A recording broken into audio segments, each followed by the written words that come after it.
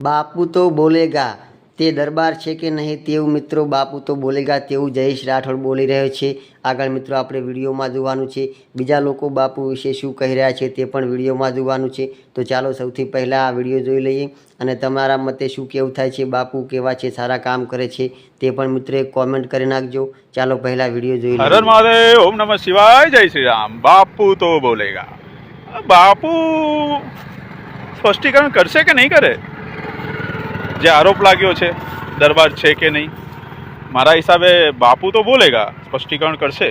કાં તો પછી જે અત્યારે મારી પાછળ પડ્યા છે, મારી આઈડી રિપોર્ટ કરીને બ્લોક કરે છે, હેક કરે છે, એવું કરશે। ચિંતા ના કરશો, 50 આઈડી છે, તમારા 50 સમર્થકો છે, મારી જોડે 50 આઈડી છે। તમારી જો 5 લાખ સમર્થક છે, સોરી, મારી જો 50 આઈડી છે, ઠીક છે। બાપુ તો બોલેગા, રાજ કબ ખોલેગા? હર હર મહાદેવ, ઓમ નમઃ શિવાય, જય શ્રી રામ। જય માતાજી। આ ઇન્સ્ટાગ્રામમાં એક વાંદરું અડકવું થયું છે અને મય પછી બાપુ આમ છે તેમ છે, ફલાણું ઢેકણું મોહરું જોહરું, બરાબર છે। હવે એ લુખાનું એટલું કહેવા માગું છું કે નંબર તો સાચો હાલ, તું હર હર મહાદેવ અને હર હર કરશું। મહાદેવના ભગત આ છે ભાઈ, તું ખોટું મહાદેવનું નામ ના બદલામ કરીશ, કોઈ સમાજનું નામ બદલામ ના કરીશ।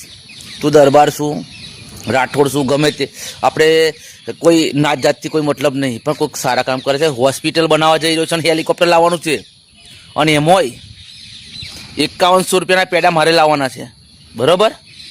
અને તારા છોનો હોય ખાવાની તો આવી જજે, આ દરબાર પોતે તારા મોઢામાં ગલાવશે।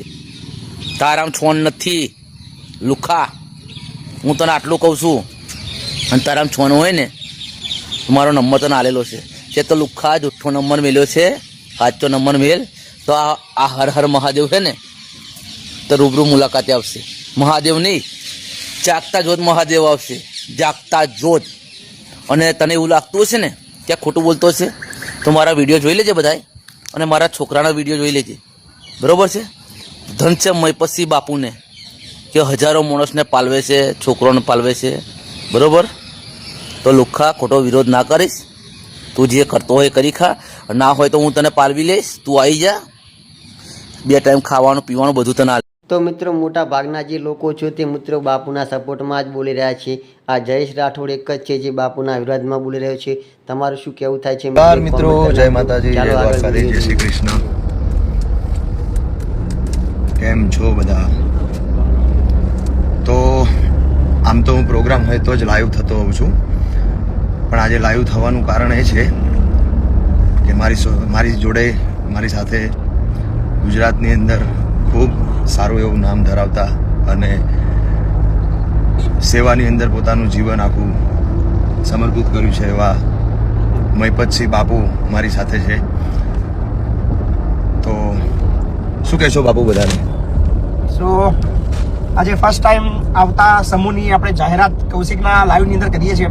કૌશિકને બી ખબર નહીં કે આપણે નેક્સ્ટ સમૂહ કઈ તારીખે કરવાના છીએ, પણ એ તારીખ છે 25 ડિસેમ્બરે સમૂહ લગ્ન છે, અને આ વખતે દીકરીઓ છે 251। સો ગુજરાતના તમામ આપણા સમર્થક મિત્રો, ચાહક મિત્રોને જાહેર આમંત્રણ છે કે પધારજો। અત્યારે તો હું કૌશિકભાઈ જઈ રહ્યા છે મસ્ત મહેમાનાની સફરે, એક અદભુત એક શોરૂમના ઉદઘાટનના સાથે। સો આજે 4-5 કલાક અમે 2 ભાઈઓ સાથે છીએ, ખૂબ મજા કરવાના છીએ, અને તમારા બધાનો પ્રેમ ખૂબ અદભુત મળી રહ્યો છે અમને। સો જોઈ રહ્યા છો લાઈવની અંદર પણ તમે જે ગાડીઓ નીકળે છે, હાથ જો કરવો, આ એ ગુજરાતનો પ્રેમ દર્શાવે છે કે જે લાગણી તમે બધા અમને ખૂબ આપી રહ્યા છો। અને જ્યારથી ગઢેથી નીકળ્યાથી આખું અમદાવાદ ક્રોસ કર્યું, અત્યારે ઓલમોસ્ટ મહેસાણા થોડી વારમાં પહોંચ્યું, અડધો કલાકમાં।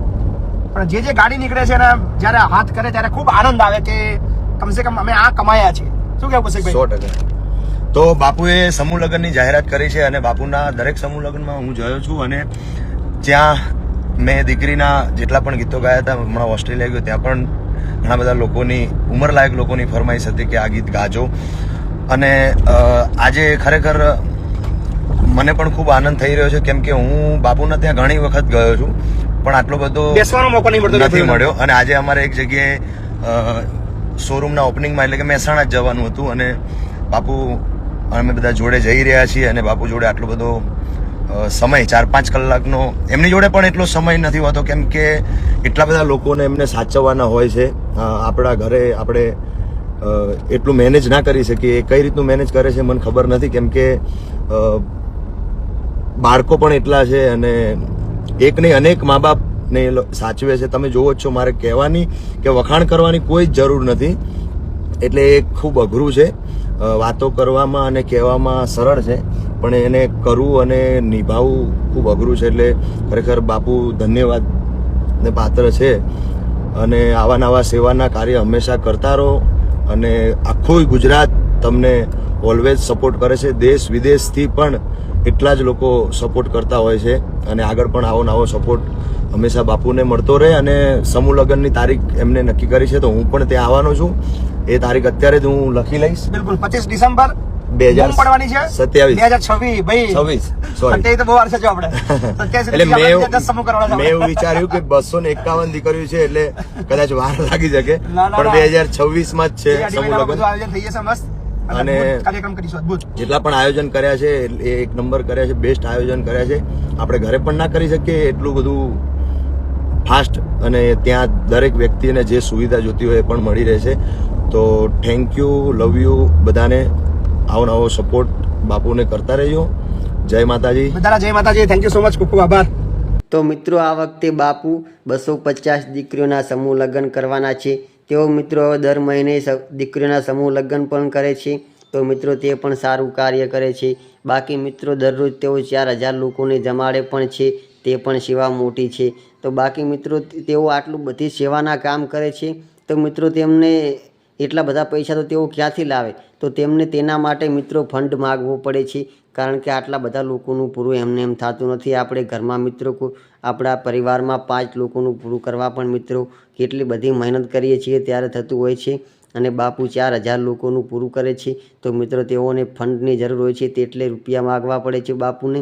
અને તે રૂપિયા મિત્રો ખર્ચો પણ થઈ જતો હોય છે. અને રહી વાત સુવિધાઓની, તો મિત્રો સુવિધા પણ જોઈએ છે. કારણ કે બાપુને ટાઈમ હોતો નથી, બધે જવાનું હોય છે. તો તેના માટે ગાડી સારી એવું તો જોઈએ જ. બાકી મિત્રો તમારું શું કહેવું થાય છે એક કોમેન્ટ કરી નાખજો.